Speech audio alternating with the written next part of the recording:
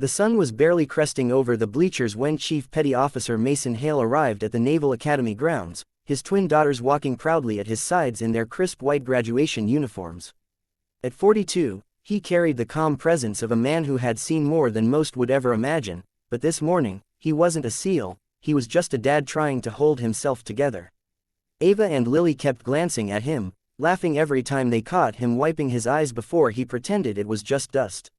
For years, they'd watched him deploy, train, bleed, heal, and stand back up again. Today, he got to watch them rise into the world he had fought his whole life to protect. The crowd swelled around them, parents waving flags, officers in dress blues, Marine Corps captains greeting families, the Navy band tuning their instruments. Mason blended easily into the noise until his uniform sleeve shifted, revealing the ink etched across his forearm, a trident wrapped around a broken anchor, with 2 sets of coordinates beneath it. Most people didn't know what that tattoo meant, and most who did never asked. But one pair of eyes caught it instantly. USMC Captain Reed Lawson, assigned to escort the graduating class, froze mid-step. He stared, not at Mason's daughters, not at their uniforms, but at the tattoo he recognized from a file he was never supposed to see. For a second, the confident captain who could command a platoon with a single look forgot how to move. The wind rustled the flags overhead, but he didn't hear any of it.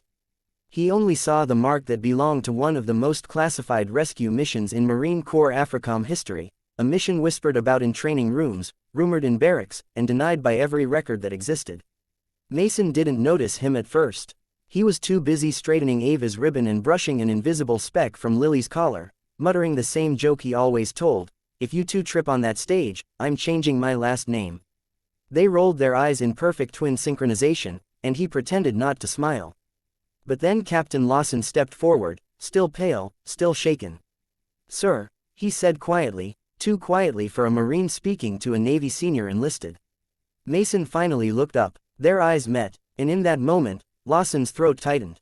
Mason saw it, recognition. Not of him as a father, or a sailor, but of who he had been on a night nobody ever spoke about. Mason's jaw set slightly, not in anger, but in the way men do when ghosts they buried long ago start clawing back to the surface. Ava frowned. "Dad, you okay?" Mason didn't answer yet. Lawson's stare didn't break. Behind them, the loudspeaker crackled, calling the graduates to formation, but the Marine still hadn't moved. His chest rose sharply, as if he had to remind himself to breathe. "Chief Hale," Lawson finally whispered, voice almost unsteady. You're the one who pulled us out of Singala Ridge. You're the reason any of us walked out alive." Ava and Lily froze. Mason closed his eyes for a beat. The past had just arrived at their graduation. For a moment, everything around them seemed to fall away.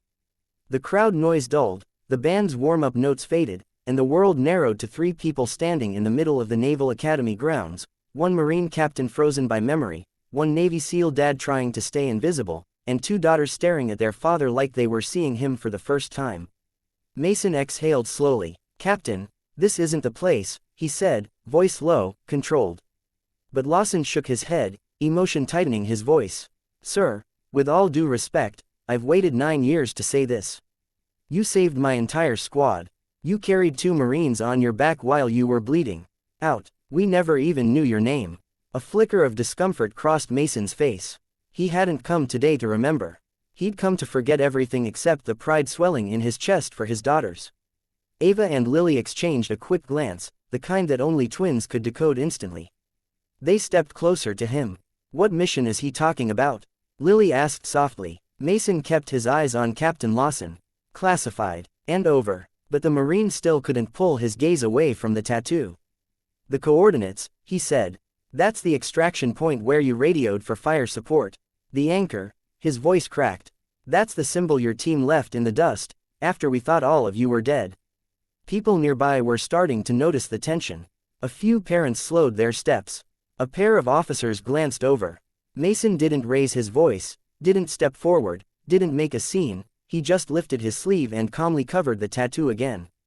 "Captain," he repeated, "I appreciate the words. Truly. But today isn't about me." Ava's hand found his elbow. "Dad, you never told us any of this." He didn't answer. He didn't want to. The memories of Singala Ridge weren't stories, they were scars, and he'd spent years making sure his daughters never had to carry the weight of them. But Captain Lawson wasn't finished. You didn't just save us, Lawson said, voice steadier now. You stayed behind after ordering us to retreat. You bought us time. We thought you were gone, Chief. I thought you were gone. His jaw tightened. I owe you my life. Mason swallowed hard. You owe me nothing. His voice was firm, but there was a tremor beneath it. He finally turned to his daughters. Girls, some missions don't get talked about. Ever. This is one of them. Ava nodded slowly, but Lily touched his arm again, eyes damp. But you were alone. Before he could respond, the ceremony officer shouted for families to take their seats. The crowd began shifting toward the stands. But Captain Lawson stepped back and snapped into a sharp, respectful salute, the kind that was not casual, not polite, but deeply personal. Mason hesitated, then returned it with equal precision. Ava and Lily stared at their father, admiration and shock mingling in their eyes. Dad, Ava whispered, you didn't just watch us grow up. You fought so other families could, too. Mason swallowed again, unable to hide the emotion anymore. Let's go, he said quietly. The world can wait. Today is yours. And together, they walked toward the ceremony, past the Marine captain who would never forget the man who saved him, and past the ghosts that had finally stepped into the light.